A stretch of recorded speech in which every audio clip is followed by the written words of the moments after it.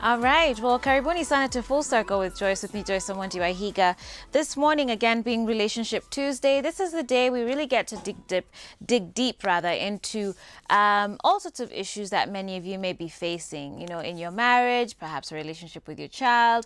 But today, before we get started with even more on emotional infidelity later on in the show, we want to talk about walking in seasons and time. And joining me on the show, I have Cynthia Wamboyo Otieno, who's a relationship coach. Karibu tena to the show, as always. And today we want to talk about walking in seasons and time. What exactly does that mean to you when you say we're walking in seasons and in time? What does that allude to? This is what actually my experience is. We've just come from a very dry season, a season where there's not been rain, it's been hot, humid, and they looked like there was no hope.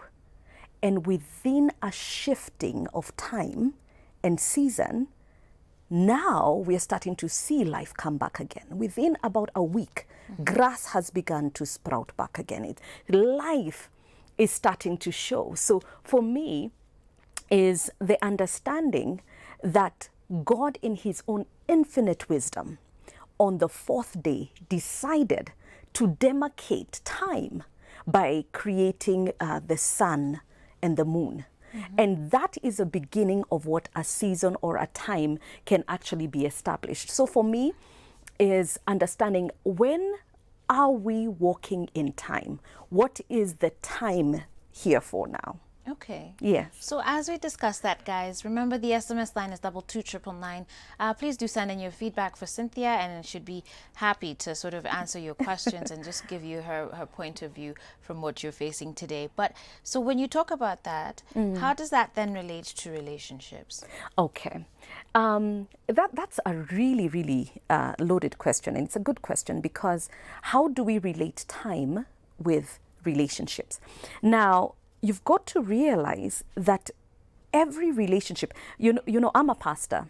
I marry quite a number of people every season.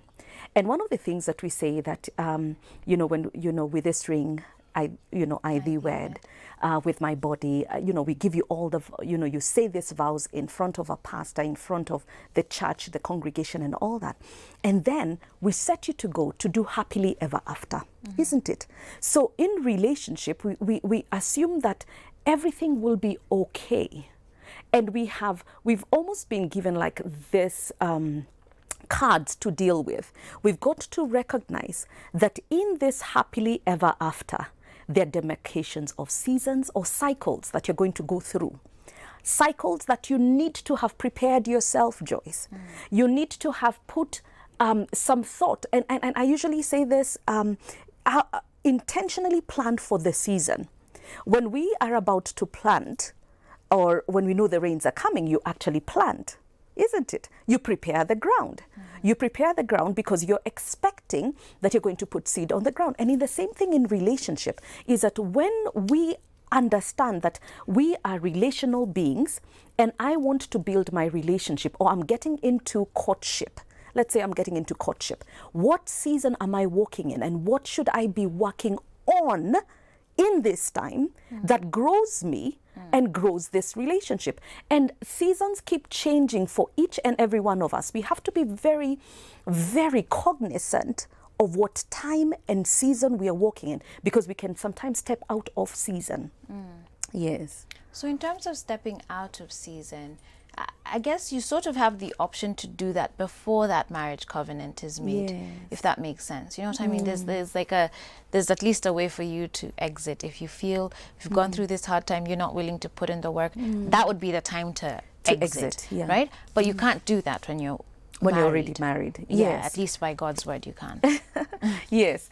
And the thing is that it's understanding the season that I'm currently walking in, or this time.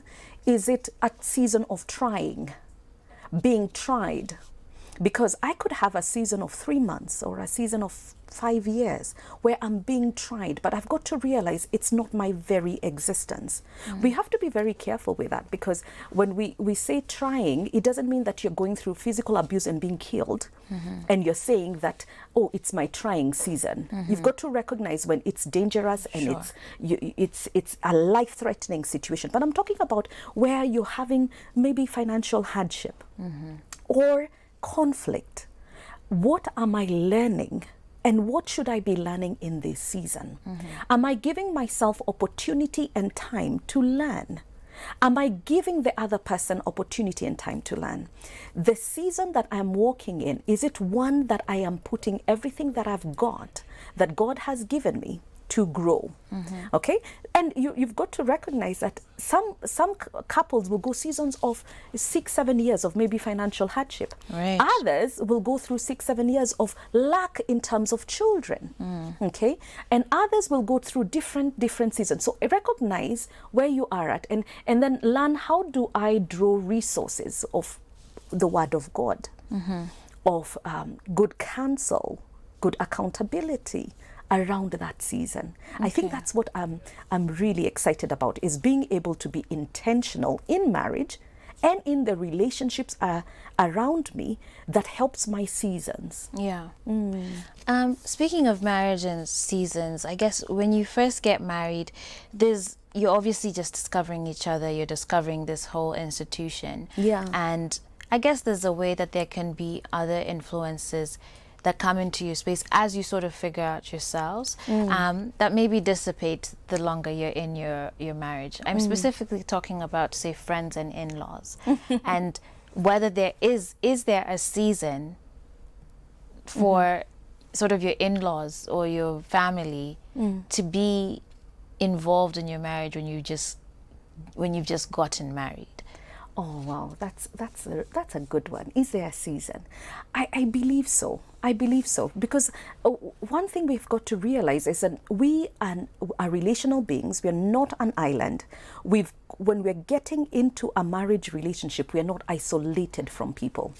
We have these people who have become your circle of influence and impact. One of the things that I do when I'm marrying couples is, as the bride is being brought into the church, one of the things that is going to happen is that there's going to be the exchange of the bride is brought in and is put in the hands of the pastor, and I also ask the groom to be given away, okay, because the Bible says that a man shall leave his father and mother and cleave to his wife, and the two shall become one. And they were naked and unashamed. And why we are doing that is that we are doing a public giving away, which shows that these two are being brought in public, in broad daylight, to be given away. So that then when it comes to the circle of influence, your influence had better be a godly influence. You've got to realize that these two have been given away to each other, and before God they are to be together. So even as you come as in-laws, are you encouraging the oneness? Are you speaking into that unity? And so even as you come in and speak into the unity, you've got to be very careful. Is that, do I have my own interests, or am I caring about the interests of these two? And then the other thing you've got to realize, as we are speaking about in-laws, is that we are supposed to become a blessing to our families. Okay, that's one of the, I believe it's in Ephesians, honor your father and mother. And so what happens is that as in-laws or as a couple, is that one of the things that we've got to do is pray for them, encourage them, and stand with them, both sets. And so that's part of being part of that community and involvement with the in-laws. Okay. I think we can't have this discussion without talking about the season of singleness. So many people are trusting God for a life partner, wanting to get married. Oh, yes. And perhaps it's been a journey for some of them. Some of them, maybe they were almost there, things happened, didn't work out. Actually, my guest yesterday, Irene Mureithi, was saying she's been engaged 3 times. I mean, talk to us about then the season of Being Because single. that's what I want to believe it is, a season. Yes, I like that. It's caught just that. a season. It's not a permanent Yes, state. yes. Unless God has specifically told you you're going to Yes, be, you know, a yes. single person. And it's a pastor who told me that once. And if that is the case for you, that if you're supposed to be single for life, he told me you would never have the desire to be with someone. You know what I mean? You'd Hallelujah. never be dreaming about it. You'd never be wishing about, oh, one day I wish I could get married. So even when you're sitting there saying, Ati, oh, me, I'll never get married, the fact that you actually want to is a sign that, is a sign that maybe it's part of God's created plan for you at whatever time that may come. So with that understanding, then it is saying that singleness too is a season. It is. It is a season. And Joyce, you've been single once. I've been single. And when you're single, sometimes you feel like the world is coming to an end. You know? And I don't want to belittle or even to make it fickle. Because let me tell you something. Everybody's season will come. I'm currently, right now, helping my cousin plan her wedding. She's 52. Wow. She's getting married for the very first time. Wow. Very first time. And her season has been amazing. She's highly accomplished. She has done so many amazing things. And now, after she retired, is when she met this amazing man. She's going to be on honeymoon for life. You know, that's right. I'm like, the first time I said hi to him, I said, where have you been? What were you doing? You know, you should have come earlier. But remember, there was a season when she needed to be single. Yeah. There's a season that she was needed by her family to take care of certain things for her. So I must say that we've got to recognize, yes, there's frustration. Let me tell you something. When you're tilling the land, you're not going to be happy-go-lucky. Sure. But you've got to recognize and go back, retreat back into the space of asking God some very interesting questions. And also going to God and saying, God, there must be a reason why I'm still single. And not because I'm a bad person, but because it's part of the process and preparation that God is putting me through. Right. And maybe during this season, God has some amazing influence and impact. And I love Irene Murithi. Look what she's doing. Look at the impact. How many people has she impacted with transformation? Yeah. So what that means, her season of singlehood has not been one of, oh yeah, look at me. You know, I'm still single. She has actually impacted this nation, even in the season of singlehood. So what that means is, for those of us who are going to remain single for a longer time than others, is what impact do you have laid up in your belly? Right. What are the things that you can do and pray for and do that will actually be of influence and impact? And of course, there will be seasons where there'll be tears. And being unsure. There'll be a season where you probably have worn 5 different other engagement rings. But you know what I would tell you is that better a broken engagement than a broken marriage. Absolutely. You have saved yourself from opportunities of being at the courts. So whose loss is it? Yeah. You yourself, you become a better person. I remember being single, and every time I was dumped or I dumped, I asked God questions, and I said, God, what is it I'm supposed to be learning? There's something about me I'm learning about myself and about the people that I'm actually also dating. Yeah. Absolutely. Very well said.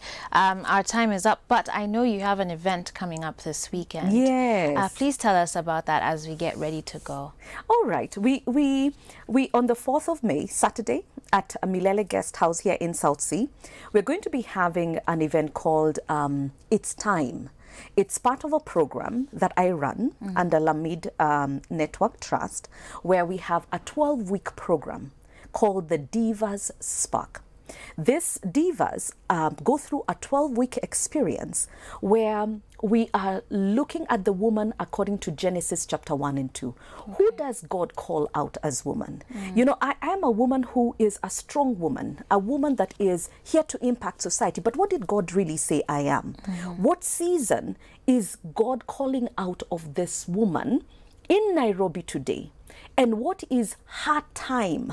Because there's a set time.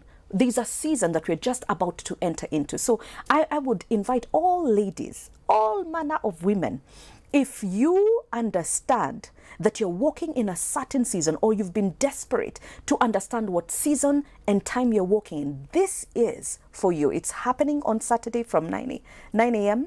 to 1 o'clock. We have some amazing conversations. Yeah. We will have some amazing interactions and networking that will take place, and God's voice is going to be heard. Okay. Yeah. Are there any charges? It's actually a free open day. It's free, open to all women. Please do come. It's a season for us to celebrate one another. Wow. And celebrate the fact that God has destined us by his design. Diva means destined by God's design. My design as woman, feminine, is God's design. That I've been inspired to impact. I am ignited to inspire others. That's my purpose. And then about V is about my 7 values. Values of prayer, value of being dependable. And then A is, one of the most important things about this class for me is, can I mentor and coach these women to act passionately, act on purpose, act on what God has called them to do. Amazing. Yes. Thank you so much, Pastor Cynthia, for being here. As Thank always, you. always good conversation with you. Guys, please do be sure to attend the event, Divas Spark, this weekend at Milele Guest House from 9 a.m. From 9 a.m. 9 a.m. to 1 p.m. With that said, guys, thank you so much again for being a part of the show. I know some of you have noted that you're tuned in even on Facebook. Joe Cartel, you say you're tuned in as usual. Tammy Lau Yin, you say, Peter, you're tuned in from Banana. Asante sana for your company as well. We really do appreciate you guys. With that said, we're going to take a short break. But when we come back, we're going to be talking about emotional infidelity. Are you guys sort of in a situation where you're dealing with cheating, maybe not physical cheating in your relationship? We're going to be tackling that in just a bit. Again, the SMS line is 22 999. Keep your SMSs coming in, and we'll be back in just a bit. Thank you. Thank you so much.